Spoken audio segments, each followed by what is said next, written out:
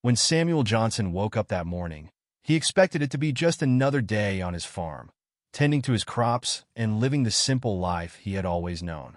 But little did he know, this day would push him to the edge and reveal not just the strength of his spirit, but the power of family. As Samuel went about his day, he noticed something unsettling. A pair of local officers watching his every move, their intentions anything but friendly. What started as routine harassment quickly escalated into something far more sinister, as they preyed on him because of the color of his skin. But what those officers didn't realize was that Samuel wasn't just a humble farmer. And as the truth about his family and their influence came to light, it wasn't just the officers who were left in shock. It set off a ripple effect that would change their town forever. Before we get into this gripping story, let us know in the comments where you're watching from today. And if you're ready to be moved by Samuel's journey, don't forget to hit that subscribe button. The morning sun cast long shadows across Samuel Johnson's farm as he worked methodically through his daily routine.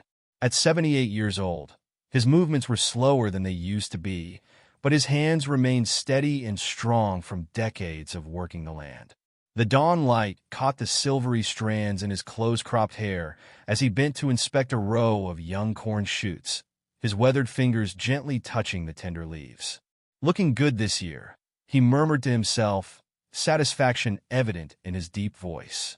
The 20 acres he tended weren't vast by modern farming standards, but every inch was meticulously maintained.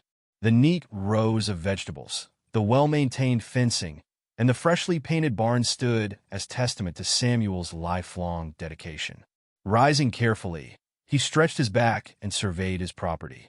The modest white farmhouse where he'd raised his family sat at the end of a dirt driveway, its wraparound porch swept clean despite the constant battle with Georgia red clay dust. This land had been in his family for 3 generations, purchased by his grandfather in the years following emancipation.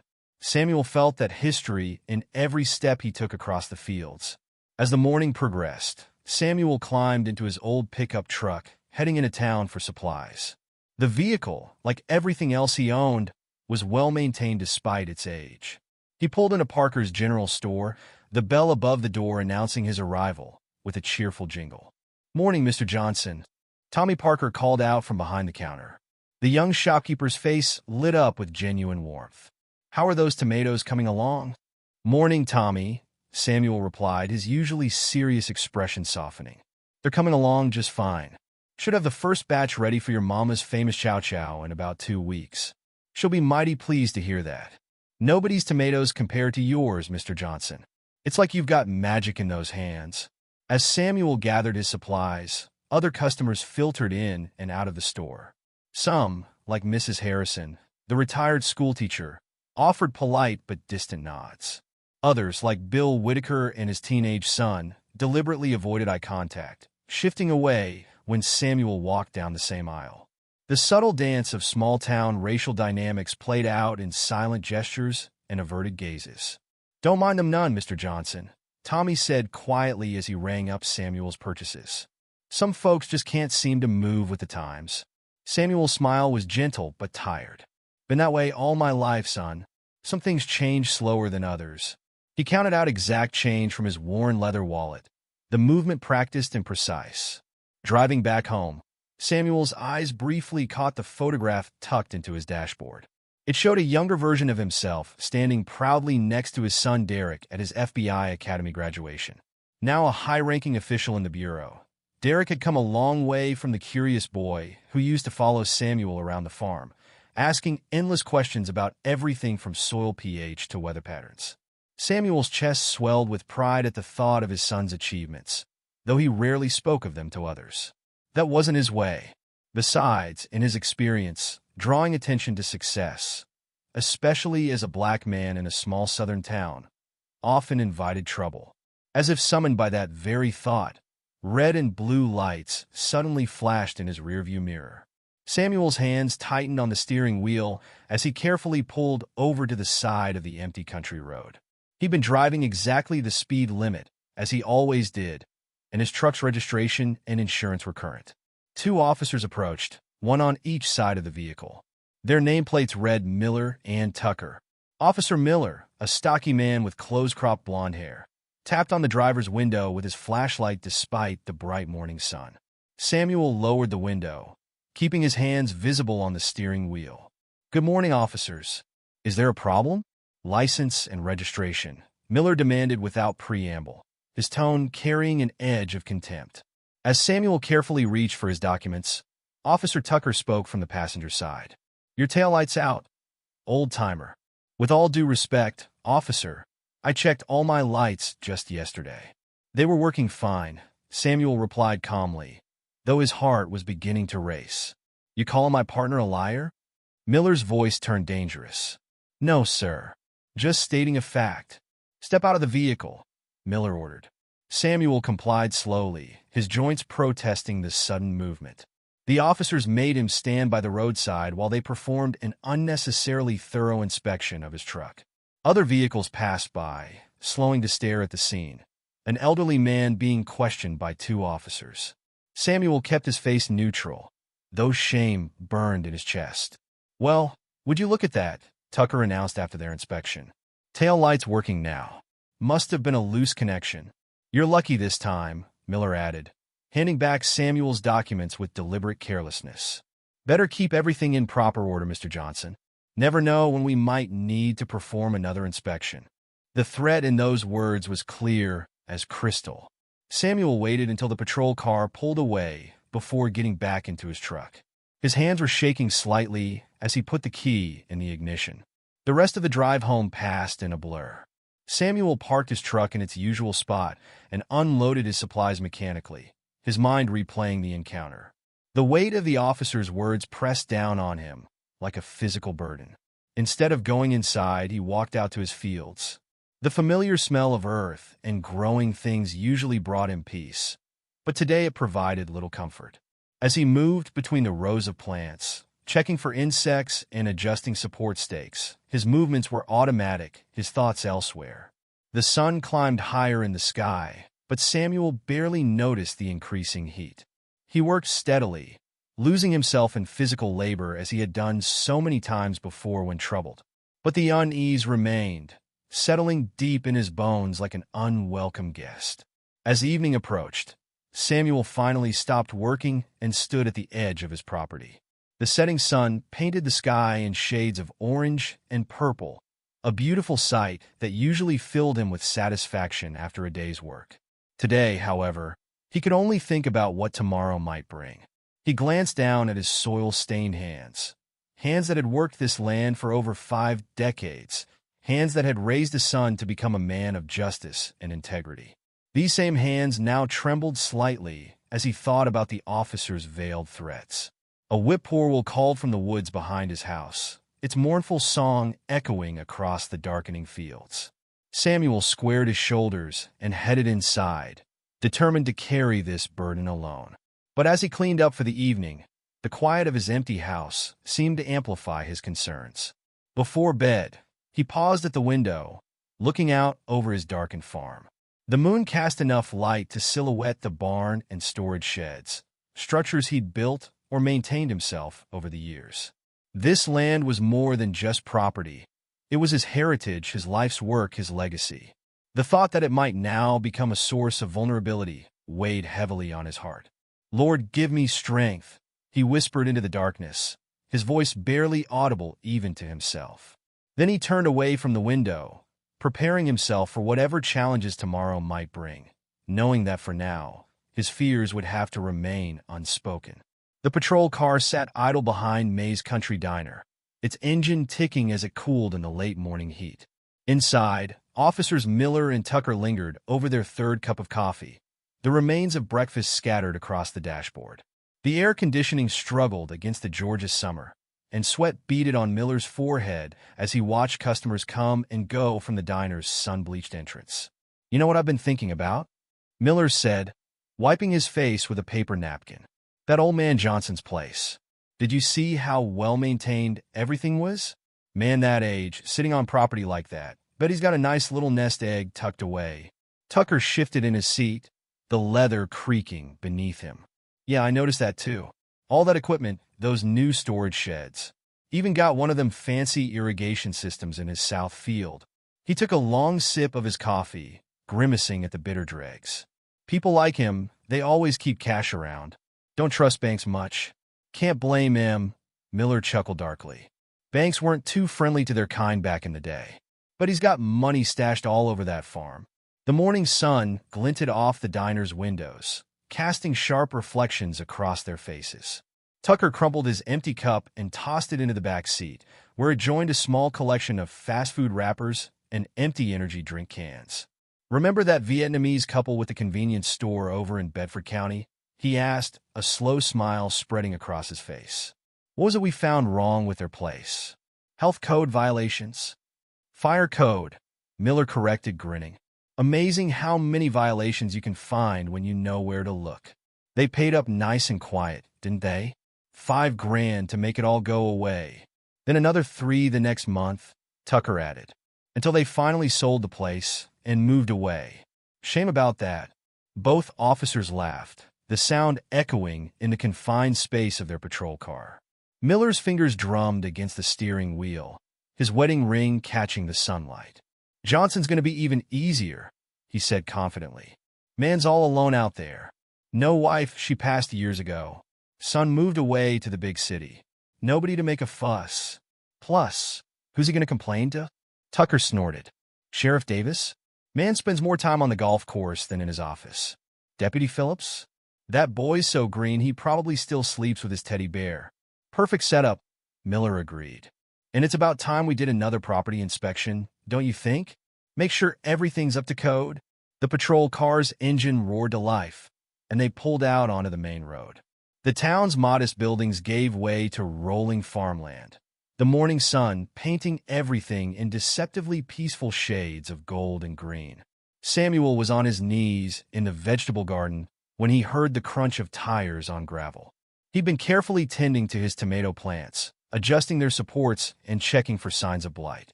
The sound made him freeze, his hands buried in the warm earth. He knew, even before he looked up, who it would be. The patrol car's door creaked open, and Miller stepped out, adjusting his gun belt with practiced authority.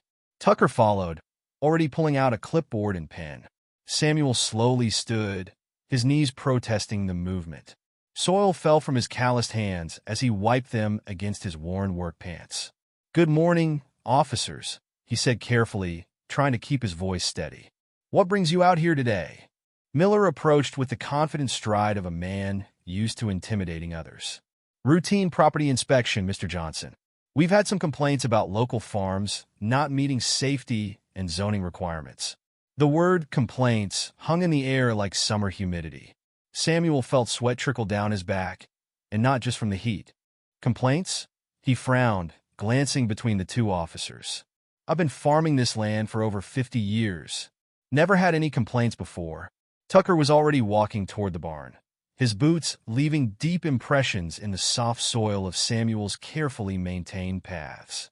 "Well, times change, don't they? New regulations, new standards. Gotta keep up with progress." For the next hour, Samuel followed the officers around his property, watching helplessly as they invented violations out of thin air. Miller paused by the fertilizer storage shed, clicking his tongue disapprovingly. "These chemical storage protocols are completely outdated," he declared, making notes on his clipboard. "But I don't use chemicals," Samuel protested. "Everything here is organic. Has been for 20 years now." Miller looked up, his eyes cold. "That what you're going to tell the EPA when they come out here? Argue with them like you're arguing with us?"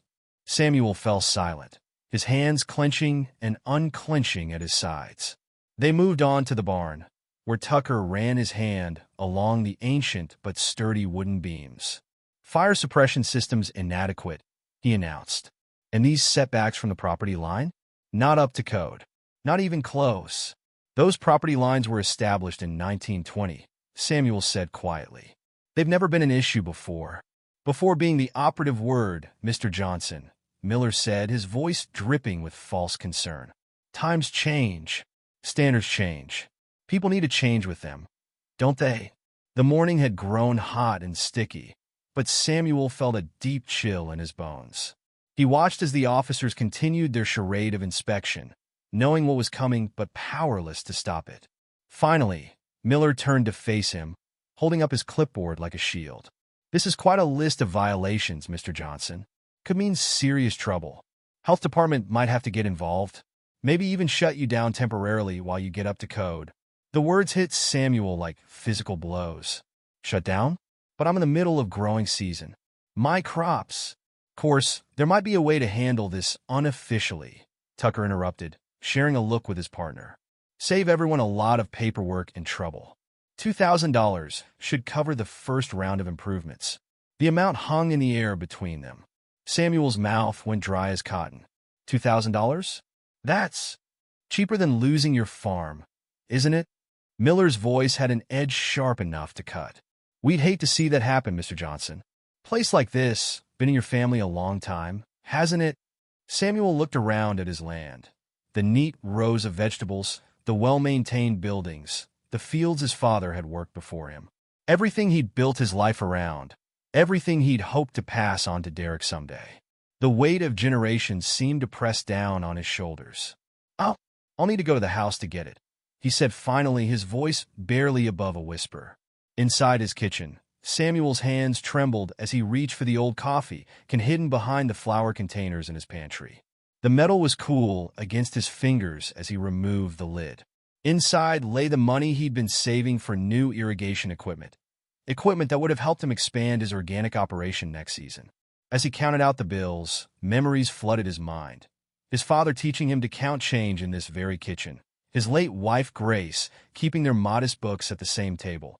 Young Derek doing his homework there, while Samuel calculated crop yields.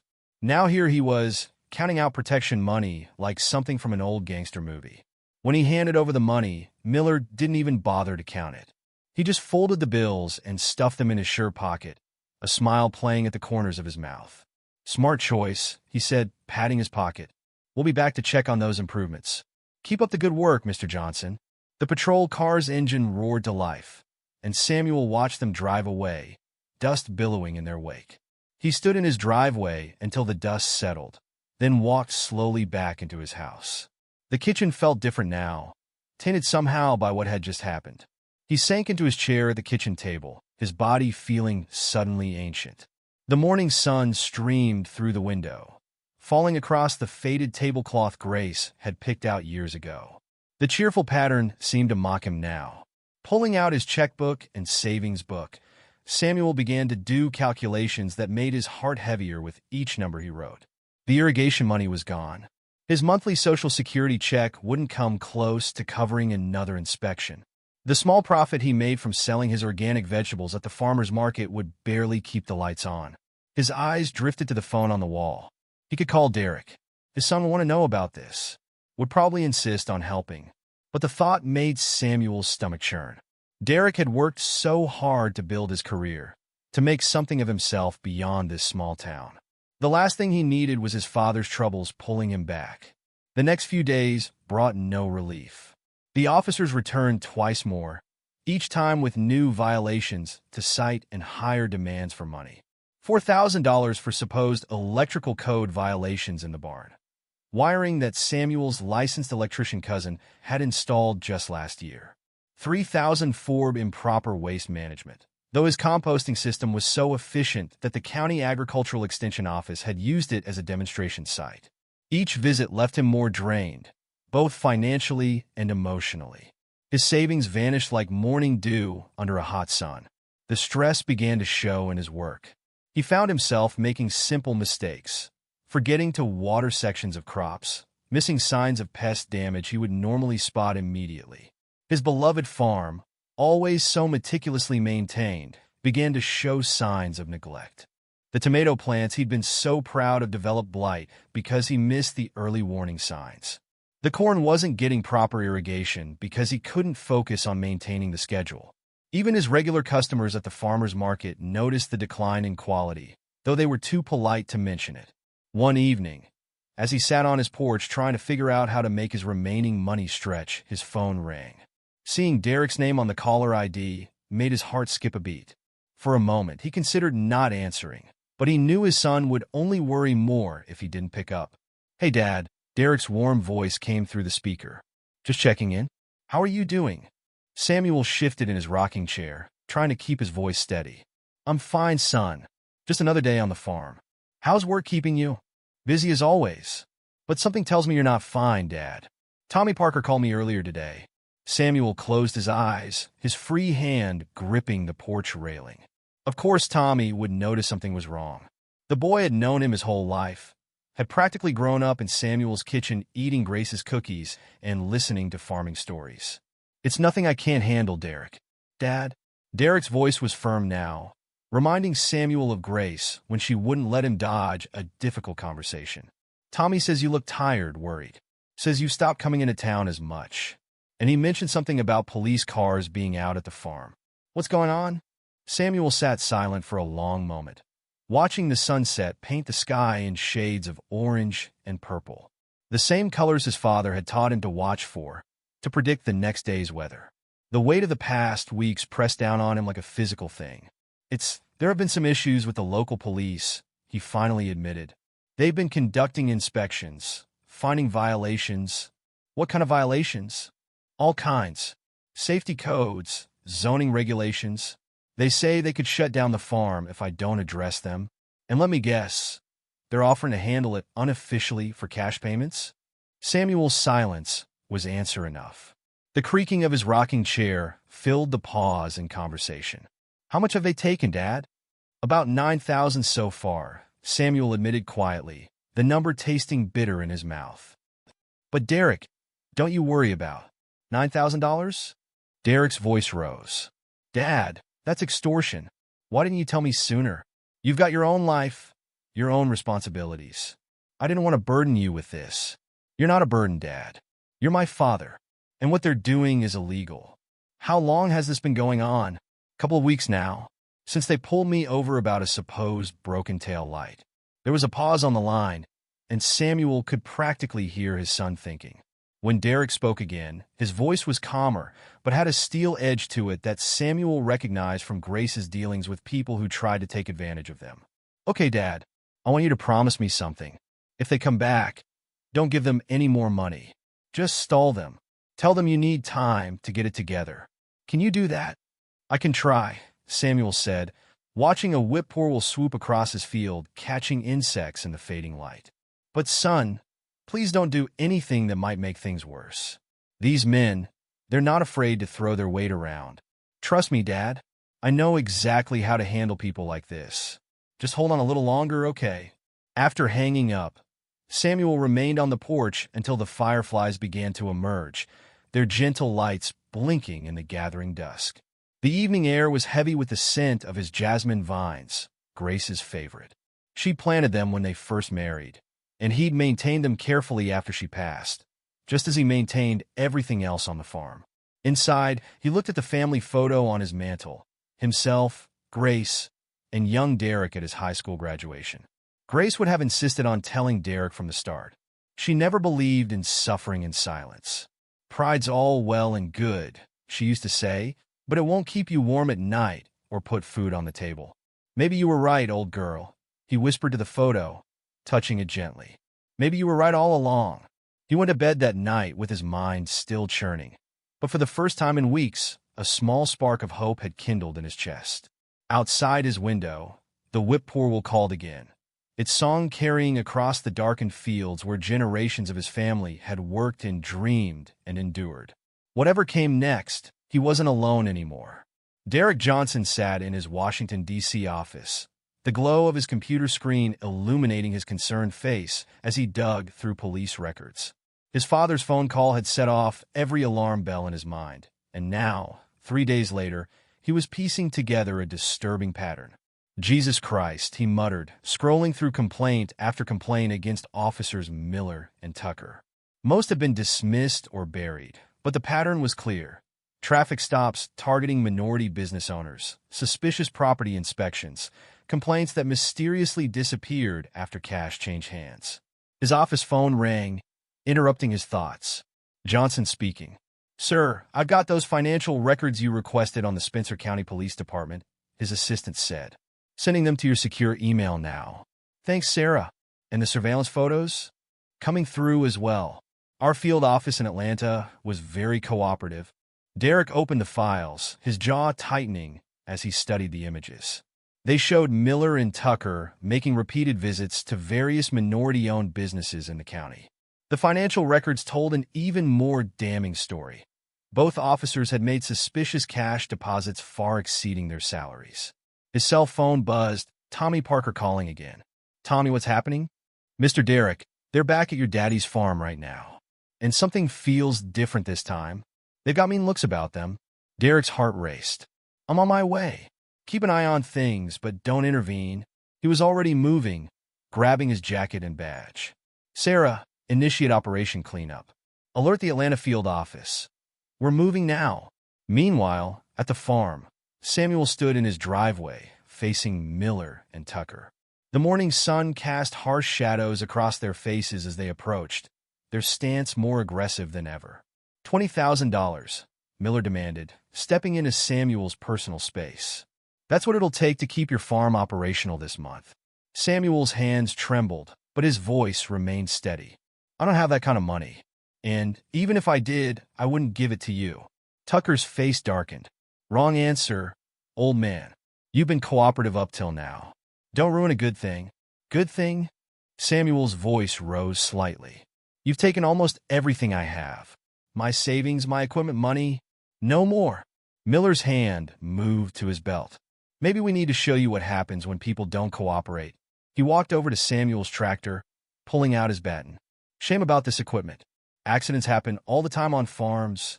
The baton crashed through the tractor's gauge cluster, sending glass flying. Samuel moved forward instinctively, but Tucker blocked his path. "That tractor belonged to my father," Samuel said, his voice shaking with anger now. "I won't let you destroy what generations of my family have built." "You won't let us?" Miller laughed, smashing another piece of equipment. "What are you going to do about it, old man? Call the police?" Tucker joined in, kicking over carefully organized tool racks. "Maybe we should check that barn of yours. Probably full of safety violations.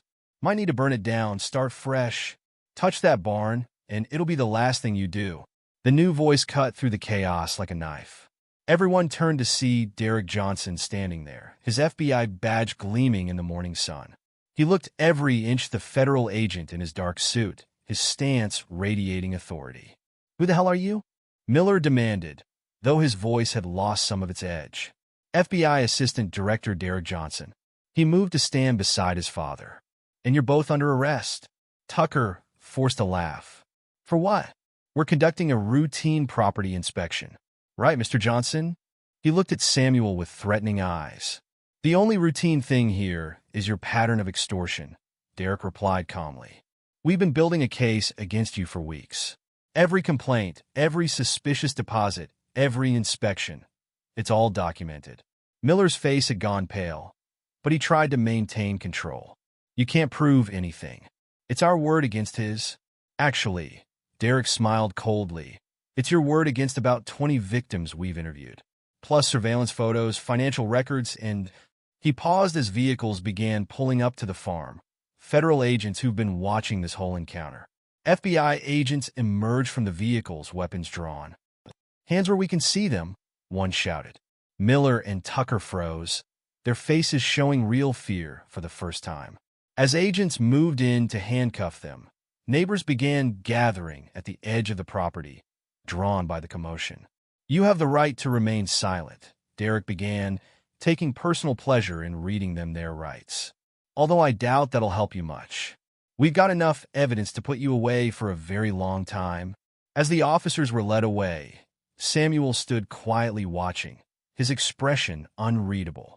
Derek turned to his father, concern etched on his face. "Dad, you okay?" Samuel didn't answer immediately. Instead, he walked over to his damaged tractor, running his hand along its scarred surface. "Your mother always said I was too proud for my own good."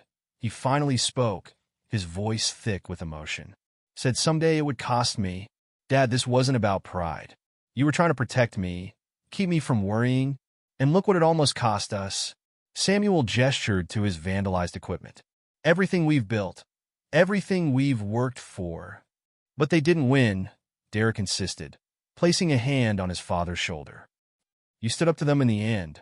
That took real courage. Samuel turned to face his son, tears in his eyes. I should have told you sooner. Should have trusted you with this burden. We're family, Dad. Your burdens are my burdens. Just like you carried mine all those years when I was growing up. Derek smiled softly. Remember when I wanted to quit college my freshman year? You told me Johnson men don't quit. They ask for help when they need it. You remember that? Samuel asked, surprised. I remember everything you taught me, Dad, including the most important lesson. That true strength isn't about facing everything alone. It's about knowing when to stand together. They stood in silence for a moment, watching as FBI agents documented the damage and took statements from gathering neighbors. Tommy Parker had arrived and was talking animatedly with one of the agents, gesturing toward the farm. Your mother would be proud of you, Samuel said finally. The man you've become, the way you protect others. She'd be proud of both of us, Derek replied. And Dad, I'm not just here to arrest those officers. I'm staying for a while, helping you get the farm back in shape. Samuel started to protest, but Derek held up his hand. No arguments. I've got vacation time saved up, and this place needs some work. Besides, he grinned, I miss your cooking. As the morning progressed, more townspeople arrived, drawn by the news of the arrests. Many came forward to share their own stories of harassment and extortion by the two officers. The FBI agents took statement after statement, building an even stronger case. Mrs. Harrison, the retired schoolteacher who had always been distant, approached Samuel with tears in her eyes. Mr. Johnson, I'm so sorry. I knew something wasn't right, but I was afraid to speak up. We all were, Bill Whitaker added, joining them. But you stood up to them. Showed us all what courage looks like. Samuel nodded, accepting their words without bitterness. Sometimes it takes a storm to clear the air, he said quietly. As the crowd began to disperse, Derek organized a group of volunteers to help clean up the vandalism. Tommy Parker arrived with supplies from his store, refusing any payment. You've been looking out for this community for decades, Mr. Johnson, Tommy said firmly. Let us look out for you for a change. That evening, as the sun set over the farm, Samuel and Derek sat on the porch, drinking cold lemonade and watching fireflies dance in the gathering dusk. The damaged equipment had been cleared away, and plans were already in place for repairs. You know what I keep thinking about? Samuel said, rocking gently in his chair. Your mother's favorite saying, the darkness doesn't last forever. Derek smiled. She was right about that, just like she was right about asking for help. A whippoorwill called from the woods, its familiar song carrying across the fields where generations of Johnsons had worked and endured. But tonight, its melody seemed less mournful, more like a celebration of strength and family bonds that couldn't be broken by fear or intimidation. Tomorrow, Samuel said, we'll start rebuilding. Together, Derek agreed, raising his glass in a quiet toast to family, justice, and the courage to stand up against darkness, no matter how long it takes for the light to shine through. The morning after the arrests, Samuel's farm became the epicenter of an unprecedented gathering. People arrived in waves, their cars lining the dirt road leading to his property. Black and white faces alike filled his yard, each person carrying a story of abuse at the hands of officers Miller and Tucker.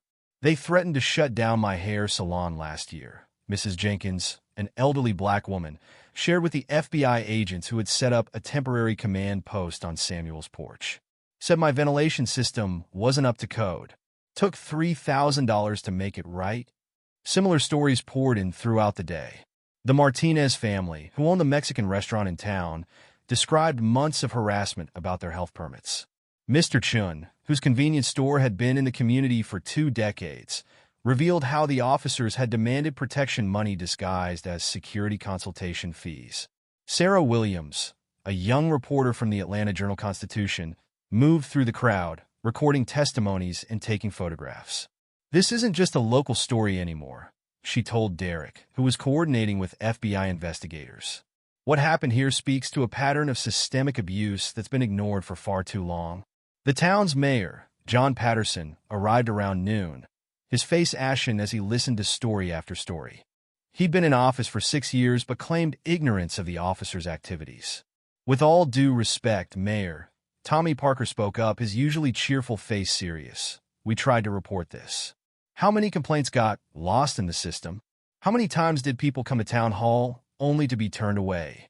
The mayor had no answer, but his silence spoke volumes. Local news vans began arriving by mid-afternoon. The story was spreading rapidly. FBI uncovers years of police corruption in small Georgia town. The headlines painted a damning picture of institutional failure and racial targeting.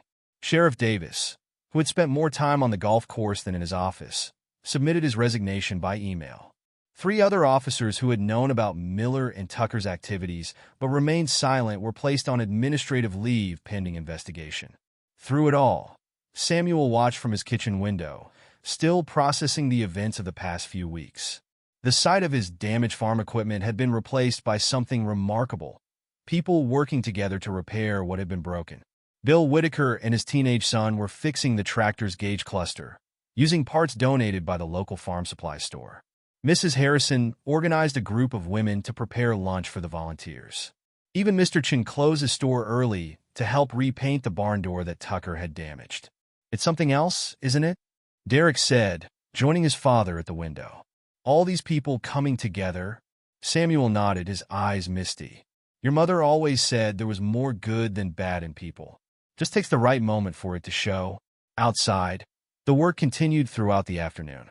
The Martinez family's oldest son, who had just graduated with a degree in agricultural engineering, helped restore the irrigation system. Tommy Parker arrived with a truck full of supplies from his store, still refusing payment. "The way I see it," Tommy explained when Samuel tried to protest, "this community owes you a debt, Mr. Johnson. Not just for standing up to those officers, but for showing us what real strength looks like." As evening approached, Derek gathered everyone in the farmyard for an update on the investigation. "We've uncovered evidence of at least 50 instances of extortion," he announced. "Miller and Tucker are facing federal charges that will keep them behind bars for a long time. But more importantly, we're implementing changes to prevent this from happening again." He introduced Agent Maria Rodriguez, who would be overseeing the restructuring of the local police force. "We're establishing new oversight procedures," she explained. "Community review boards, mandatory body cameras, regular audits of all police interactions. This won't be a quick fix, but it's a start." The crowd nodded approvingly. For many, it was the first time they'd felt heard by law enforcement. Later that evening, after most people had gone home, Samuel sat on his porch with Derek, sharing a quiet moment as the sun set over the restored farm. "You know," Samuel said, breaking the comfortable silence, "I keep thinking about something your mother used to say. She'd tell me, 'Samuel Johnson, you're so busy standing tall, sometimes you forget to lean on others.'" Derek smiled. "She was right about that. She was right about a lot of things." Samuel looked out over his fields, where the evening light painted everything in soft gold. "I spent so many years thinking I had to face everything alone. Thought asking for help meant showing weakness. That's not weakness, Dad. That's wisdom." Samuel turned to his son, pride evident in his eyes. "When did you get so smart?" "Learn from the best," Derek replied with a grin. "You taught me about justice long before I joined the FBI. Watching you work this land, treat everyone with respect regardless of how they treated you. Those were my first lessons in what's right." A whippoorwill called from the woods, its song carrying across the twilight. Samuel listened, remembering all the evenings he'd spent on this porch, worried about the future. Now, for the first time in weeks, he felt truly at peace. "Tomorrow I head back to Washington," Derek said softly. "But I've arranged for Agent Rodriguez to keep an eye on things here. She'll make sure the changes stick." Samuel nodded. "The town feels different already. Like people are finally seeing each other clearly." "Change takes time," Derek agreed. "But it starts with moments like this, people coming together, standing up for what's right." As darkness settled over the farm, fireflies began to emerge, their gentle lights dancing across the fields. Samuel thought about the generations of his family who had worked this land, faced their own struggles, endured their own storms. "Your grandfather would be proud," he said finally. "Not just of what you've accomplished, but of how you've used your position to help others. That's what he dreamed of when he bought this land. A place where justice could take root and grow. Derek squeezed his father's shoulder. It's still growing, Dad, and now it's stronger than ever. They sat together in comfortable silence, watching the fireflies and listening to the night sounds of the farm. The air was thick with the scent of jasmine from Grace's vines, and for a moment, Samuel could almost feel her presence, approving of all that had transpired. The next morning, as Derek prepared to leave, the farm was already bustling with activity. More volunteers had arrived to help with the remaining repairs, and Tommy Parker was organizing a schedule to ensure Samuel had support through the harvest season. "You don't have to worry about me," Samuel assured his son as they stood by Derek's car. "I'm not alone anymore." "You never were, Dad," Derek replied, hugging him tightly. "You just needed reminding." As Samuel watched his son's car disappear down the dirt road, he felt a profound sense of peace settle over him. The morning sun cast long shadows across his fields, just as it had done every morning for decades. But now those shadows seemed less threatening, more like old friends marking the passage of time. He walked to his vegetable garden, kneeling to check the tomato plants that had suffered during his weeks of distraction. New growth was already visible, green shoots reaching toward the sun with renewed vigor. Like his farm, like his community, they were resilient, ready to flourish again after the storm. The sound of laughter drifted across the yard as more neighbors arrived to help. Samuel stood, brushing dirt from his knees, and smiled. His mother's old saying came back to him. Justice is like a seed. It needs good soil, careful tending, and patience to grow. Looking around at his restored farm, at the people working together in the morning light, Samuel knew that seed had finally taken root. And this time, it would grow strong and tall, nurtured by a community that had learned the true meaning of standing together. Together, they would ensure that the darkness that had haunted their town would never return. And if it did, they would face it as one, just as they had done here on his farm, where generations of hope and determination had finally blossomed into something beautiful and lasting.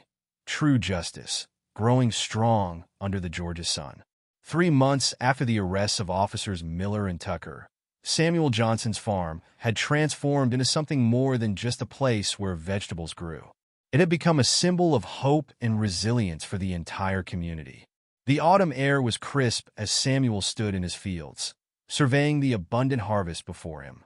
The damaged equipment had been replaced, the barn restored, and his crops were flourishing under the careful attention of not just himself, but the many hands that now regularly helped tend the land.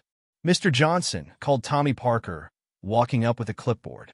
"The Farmers Market Committee wanted me to remind you about speaking at next week's Harvest Festival." Samuel chuckled, wiping his hands on his work pants. "Still not sure why they want to hear from an old farmer like me." "Are you kidding?" Tommy's eyes widened. "You're the reason this town's finally starting to feel like a real community again.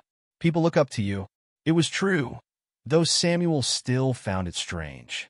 Since the incident, he'd been asked to speak at various community events, sharing his story of standing up to corruption. More importantly, his example had inspired others to come forward with their own experiences, leading to a wave of positive changes in town leadership. The new police chief, Maria Rodriguez, had implemented sweeping reforms. Body cameras were now mandatory, and a diverse community oversight board reviewed all complaints. The sight of patrol cars no longer filled people with dread. "You know what's really something?" Tommy continued, gesturing toward the road. "Look at who's working together now." Samuel turned to see Bill Whitaker's pickup truck pulling in, followed by Mr. Chen's van. The unlikely pair had become regular volunteers at the farm, setting aside years of prejudice to work side by side. Today, they were helping with the sweet potato harvest. "Morning, Mr. Johnson," Bill called out, waving as he parked. His teenage son jumped out of the truck bed, already heading for the tool shed. "Brought those new irrigation parts you needed." Mr. Chen emerged from his van carrying a large thermos. "Hot tea for everyone," he announced with a smile. "My wife's special blend. Good for strength." Samuel watched as they organized themselves, their easy camaraderie a stark contrast to the tension that had once defined their interactions. The farm had become neutral ground, a place where old barriers began to crumble. Later that afternoon, while taking a break on his porch, Samuel received an unexpected call from Derek. "Dad, you'll never believe what happened." His son's excited voice came through the speaker. "Miller and Tucker just took a plea deal. They're going away for a long time, and they're giving up everyone else involved in their scheme." Samuel sat back in his rocking chair, letting the news sink in. "How long?" 15 years minimum. Plus, they have to pay restitution to all their victims. Derek paused. "Dad, I'm coming home next week. There are some things we need to discuss." The following week, as autumn colors painted the countryside in brilliant hues, Derek arrived at the farm. Father and son walked the property together, taking in the changes that had occurred since the summer's events. "The place looks better than ever," Derek observed, pausing by the newly restored barn. "But that's not why I'm here, Dad. I've been thinking about the future." Samuel raised an eyebrow.